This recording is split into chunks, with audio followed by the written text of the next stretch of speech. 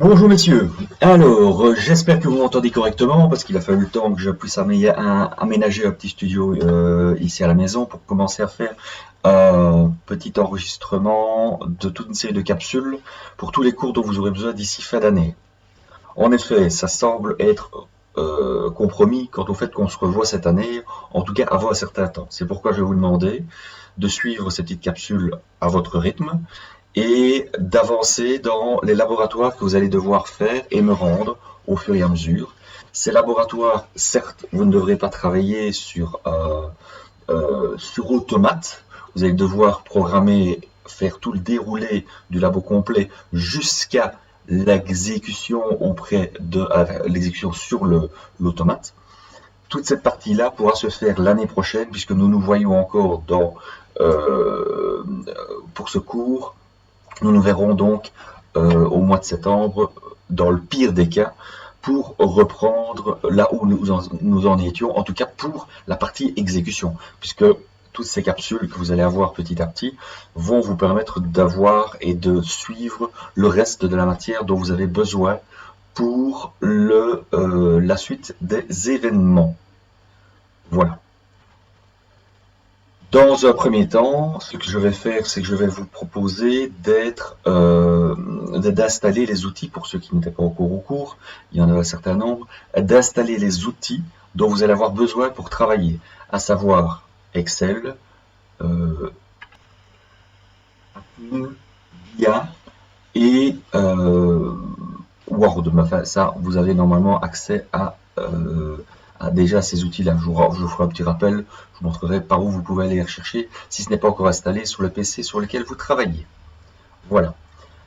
Alors, dans un premier temps, ce qu'il va falloir faire, c'est aller rechercher donc les fichiers d'installation dont vous avez besoin.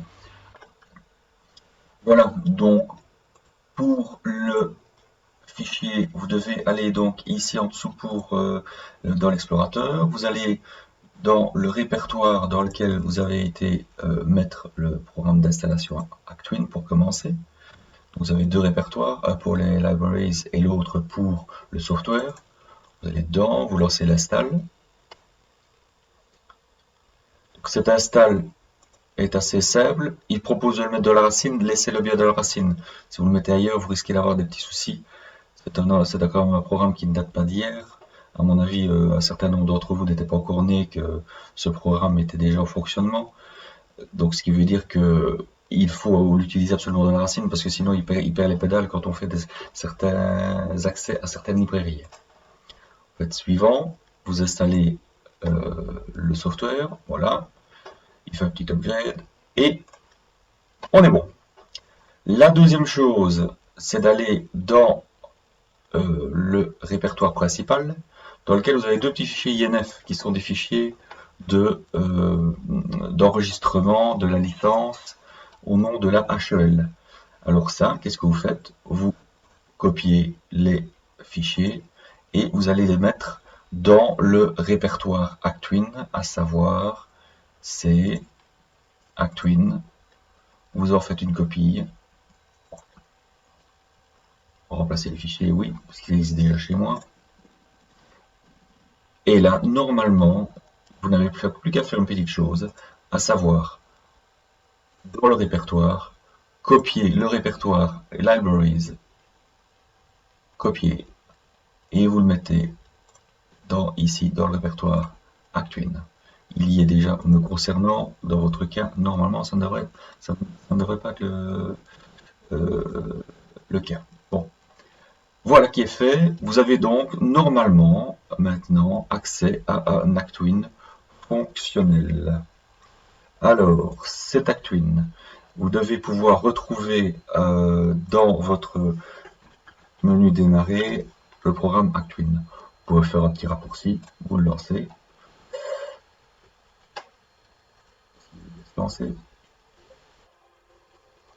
Ah oui, comme c'est une réinstallation, il me dit qu'il y a toute une série de choses qui n'ont pas été faites. Donc je vais vous montrer comment on doit le configurer de base. Ok. Donc, la première des choses, c'est de créer un nouveau projet pour configurer le matériel, théoriquement, dont vous allez avoir besoin pour l'automate. la première des choses, c'est de définir le type d'automate avec lequel vous allez utiliser. En l'occurrence, ce sera un type H. Faites OK. La deuxième chose, c'est de configurer soit Mixed Mode, soit PLC Mode.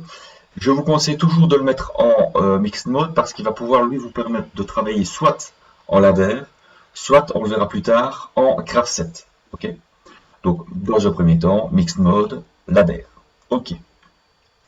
Alors, l'étape suivante,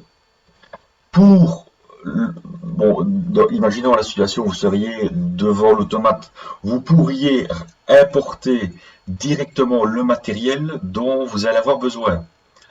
Ici, dans le hardware, vous avez possibilité de configuration from PLC. Donc, si vous êtes connecté en série avec le port série sur l'ordinateur, sur l'automate, pardon, vous pourrez récupérer directement les informations. Dans un premier temps, ici, on va voir comment on crée les éléments dont on a besoin sur base de ce que vous avez devant les yeux au niveau des automates. La première chose, ça va être de définir quoi?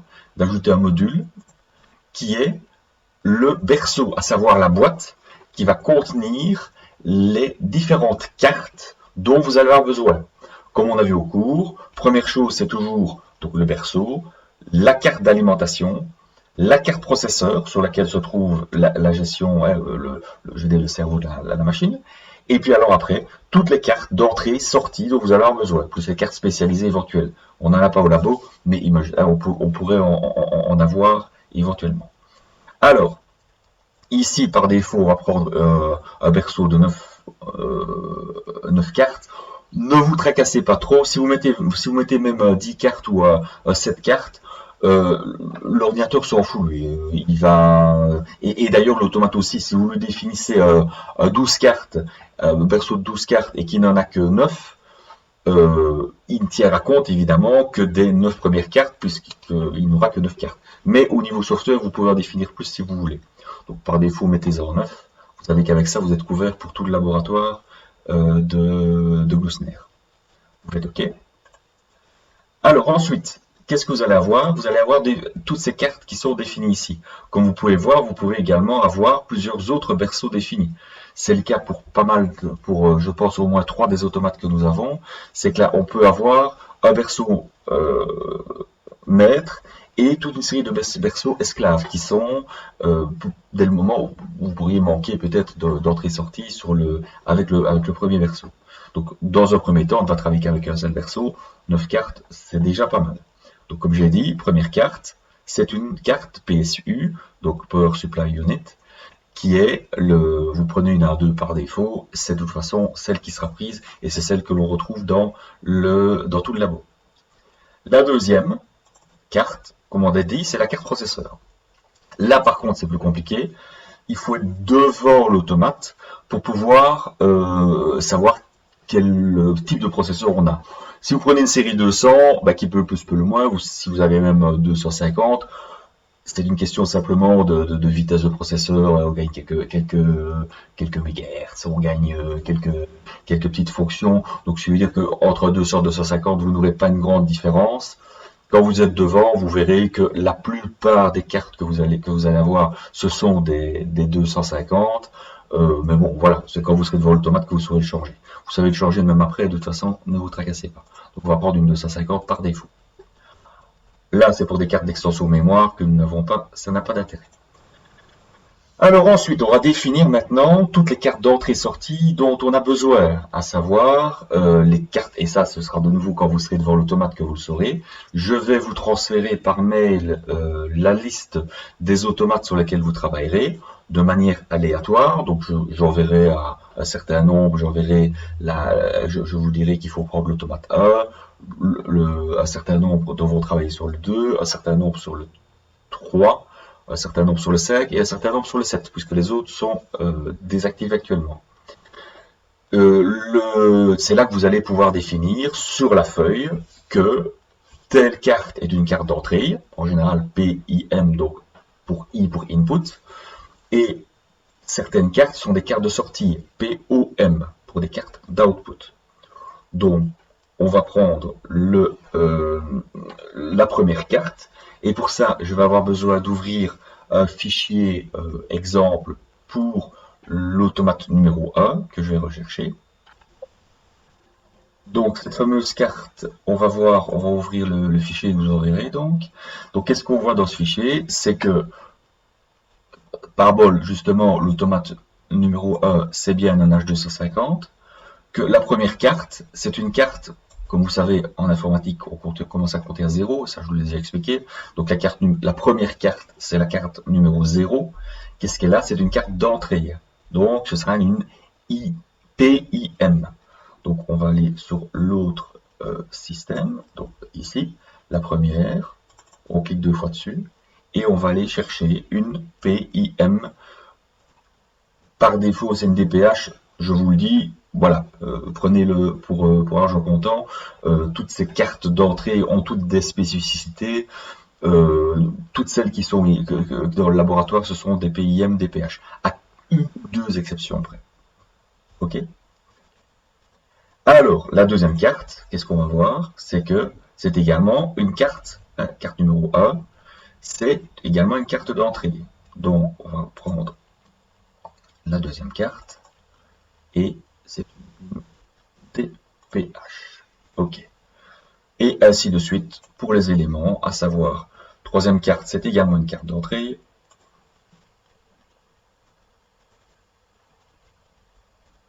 Voilà. La quatrième carte, c'est une carte de sortie, vous voyez. Ah oui, excusez-moi, je vous ai déjà parlé de carte numéro 2, carte numéro 3, j'étais un peu vite, évidemment, je numéro 2, numéro 3, donc ça veut dire que ce sont les cartes numéro, enfin, la troisième carte et la quatrième carte. Donc troisième et quatrième, on va les définir comme des DPH, voilà.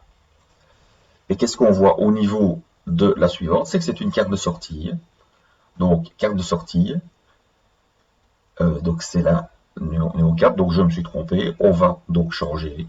La numéro 4, c'est une carte de sortie, on clique 2 fois dessus, c'est non pas une PIM DPH, mais une POM RH, qui est quelque part ici, POM RH, voilà. Donc la POM RH, et la dernière, on a vu également dans le fichier, que en fait on a bien une dernière, que la cinquième carte et la sixième carte, ce sont des cartes de sortie. Donc on va les définir comme cinquième carte, carte de sortie. Voilà, carte de sortie. Voilà. Là, vous êtes prêt à travailler dans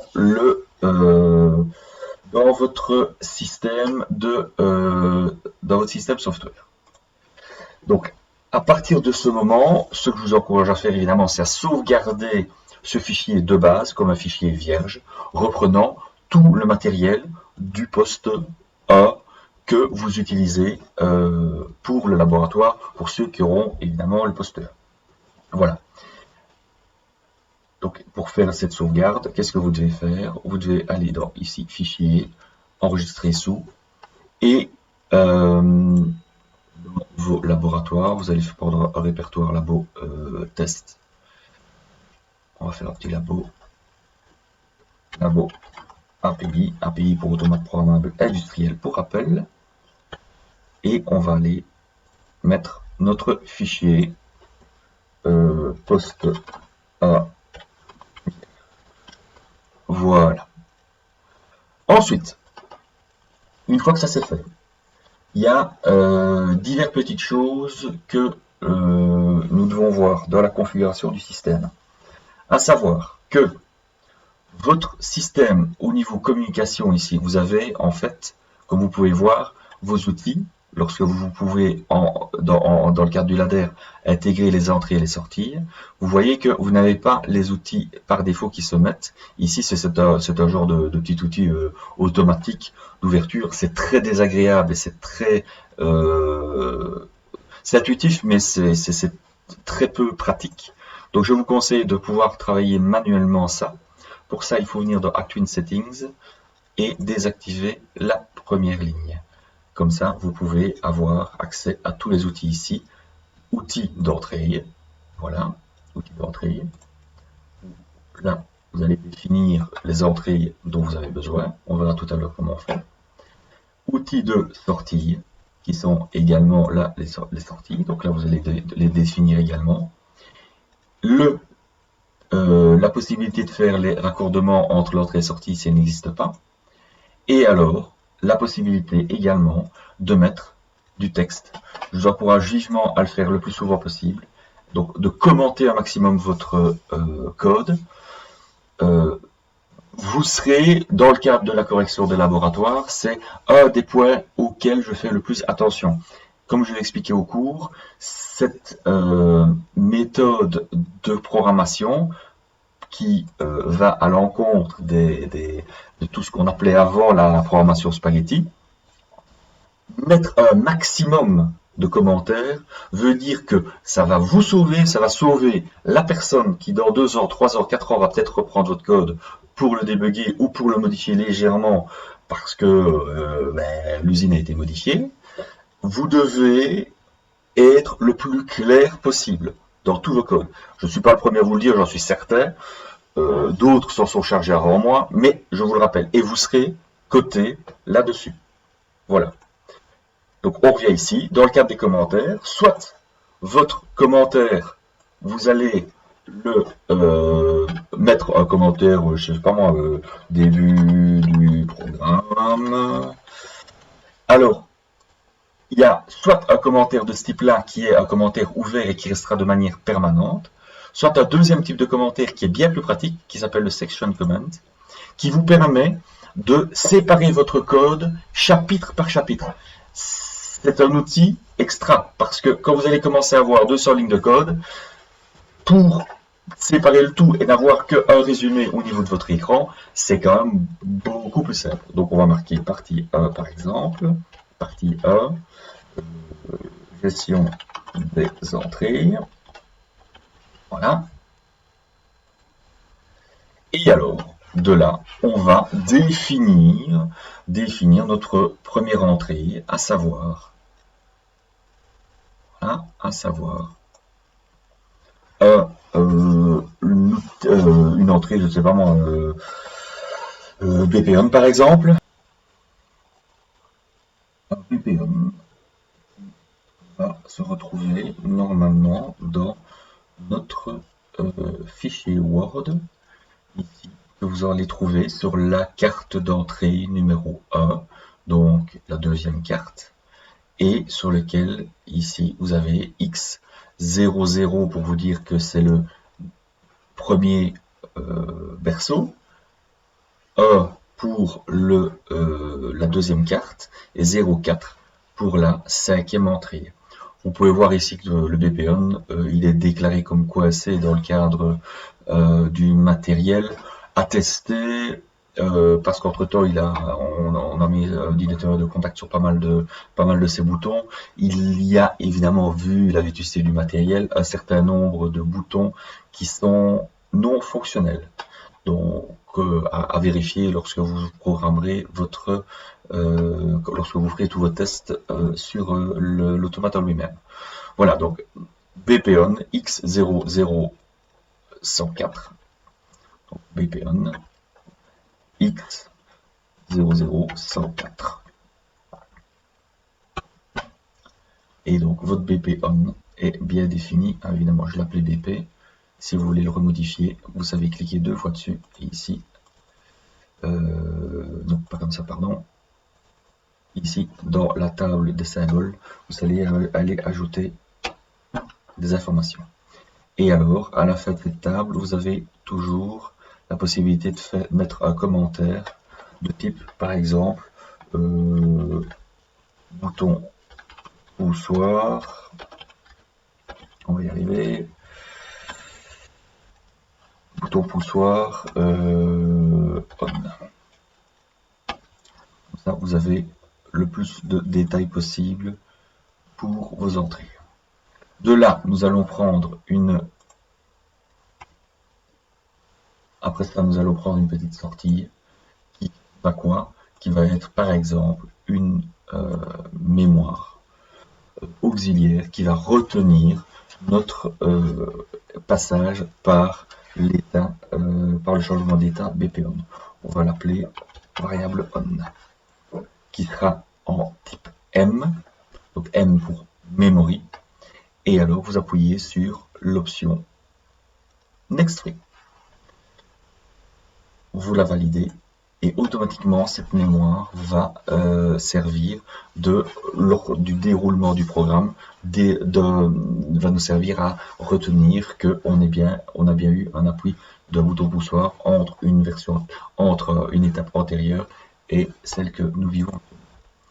Pour cela, il faut travailler non pas sur un état, mais sur une transition positive. Donc, il va retenir, c'est pour ça qu'on travaille en mixed mode d'ailleurs, il va retenir que vous travaillez non pas sur un état, mais sur un changement d'état, vers le haut ou vers le bas d'ailleurs.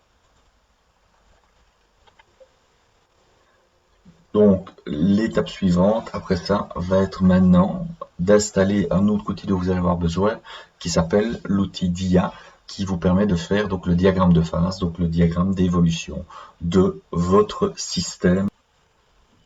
Donc, pour cela, vous devez aller dans le répertoire d'installation du programme spécifique, qui se trouve donc ici moi je l'ai mis dans le répertoire download. Je suppose que vous l'avez mis, vous, dans un autre répertoire, enfin, peu importe, ici en l'occurrence, c'est le fameux fichier DIA Setup, que vous savez retrouver, puisqu'il s'agit d'un freeware, vous savez le retrouver aisément sur le net. Si ce n'est pas le cas, de toute façon, je vais vous le mettre sur la plateforme avec Actuin pour pouvoir l'installer chez vous si vous ne l'avez pas encore fait. Donc, suivant, vous faites l'installation. Voilà, donc il est installé. Vous pouvez le lancer directement et vous allez voir à quoi ça ressemble. Voilà, ça ressemble à ça. C'est un petit outil vraiment très sympathique qui vous permet de faire donc toute une série d'éléments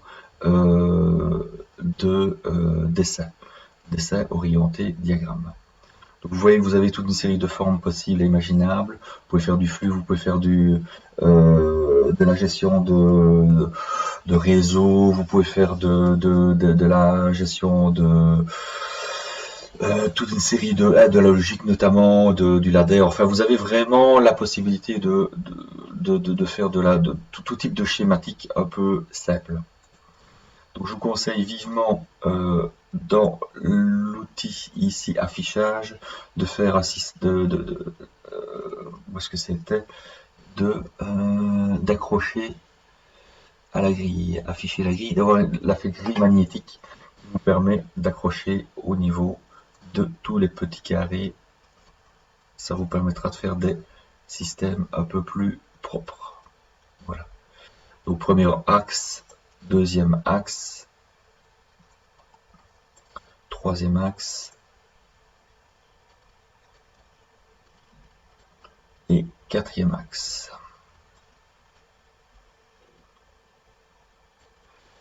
Vous pouvez faire également des traits d'axe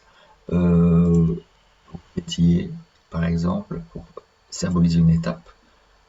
Ici, c'est bouton droit, propriété, et alors vous savez définir ici dans le type de ligne que ce sont des traits d'axe en traitillé. Voilà. Vous pouvez en faire des copies, CTRL-C, CTRL-V.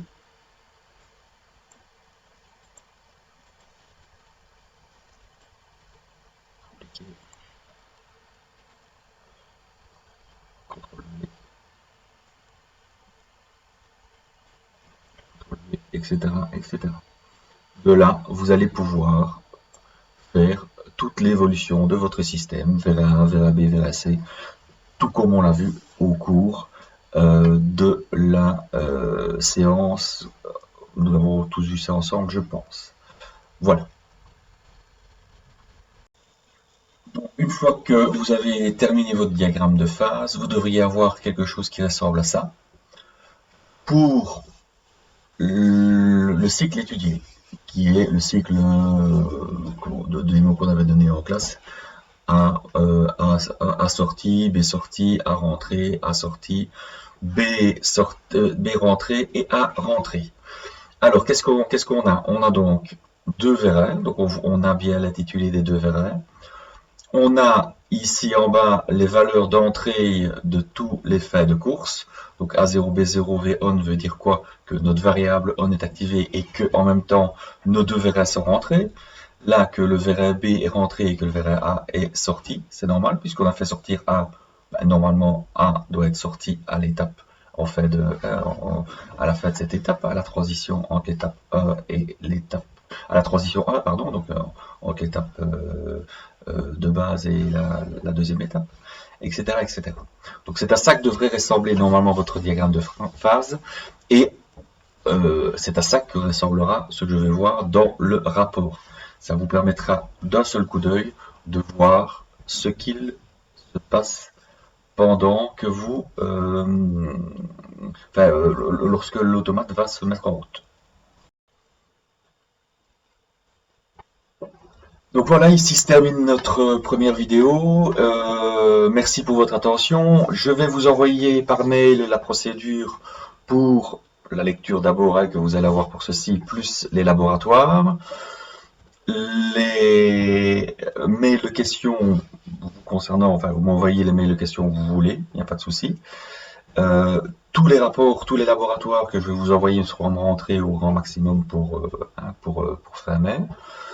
Désolé pour l'écho et pour les conditions audio, j'ai essayé d'optimiser, j'avais aussi des petits micros très sympathiques, mais malgré tout, je suis enterré dans la roche ici, dans ma cave, donc ce qui veut dire que ça résonne un petit peu, j'essaie d'améliorer les choses et d'essayer que ça se passe pour le mieux pour votre qualité d'écoute. Si vous avez les moindres suggestions sur le montage, sur l'outil en lui-même, n'hésitez pas parce qu'il s'agit quand même de ma toute première vidéo et voilà, c'est le balbutiement pour moi. Donc excusez-moi pour la qualité peut-être un peu médiocre de la vidéo. N'oubliez pas une chose, protégez-vous et profitez de la vie. Carpe diem. À très bientôt.